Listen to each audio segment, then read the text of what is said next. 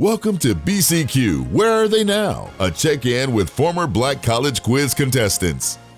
Currently, so like I mentioned, I was going through my medical school interviews and I'm actually going to medical school this fall.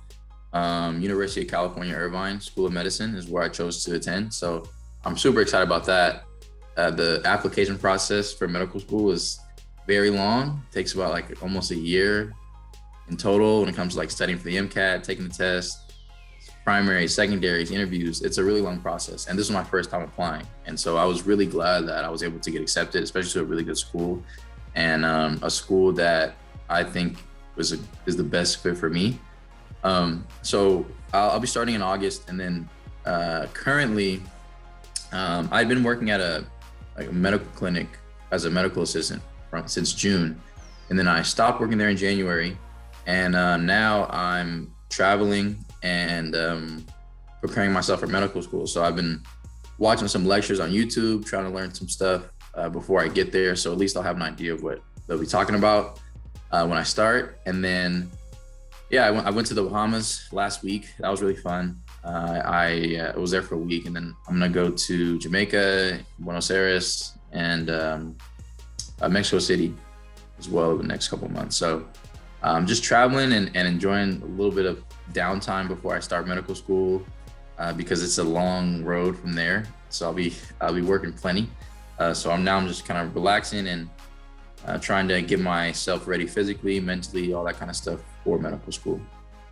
I'm thinking I would still want to do some kind of surgery or potentially anesthesiology. And the reason why is because I really like working with my hands. I really like the operating room. I love the operating room, actually. When I got to shadow there, that was amazing. And also, surgery is a real team environment. You know, you're working with people to help fix somebody, and you can see that you're helping them right away, instantly.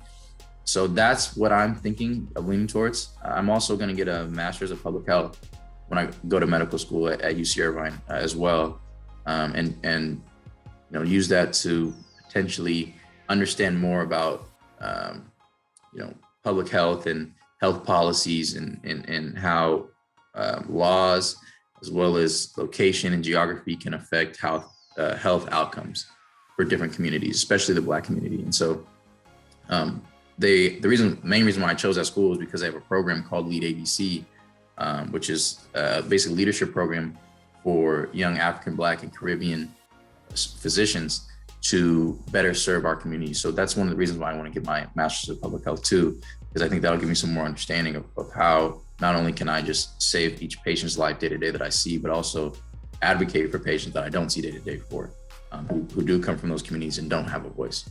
So that's what I plan on doing, regardless of what kind of specialty I fall into.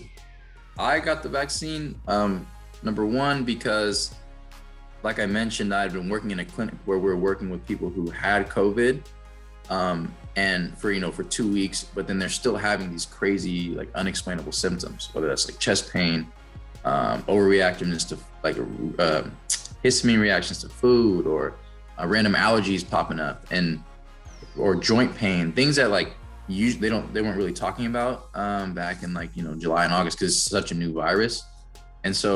And these weren't all just like old people or already sick people. A lot of these people were, in their 30s and healthy. And so for me, that was kind of like, whoa, I took a step back and realized that, yeah, this is definitely not something that I want to take a chance in potentially contracting and having long-term symptoms from it. And so, I got a vaccine because I saw that in first person and firsthand, and I was like, this is not something to play with. And I think there's been so much money dumped into finding a vaccine globally that there's never been a vaccine that's been developed with this many resources behind it internationally.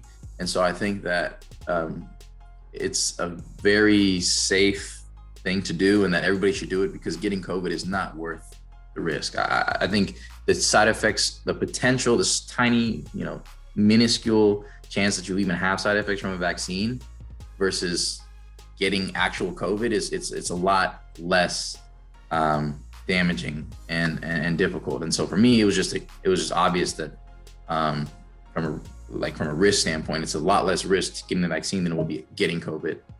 And so, I would highly recommend everybody get the vaccine.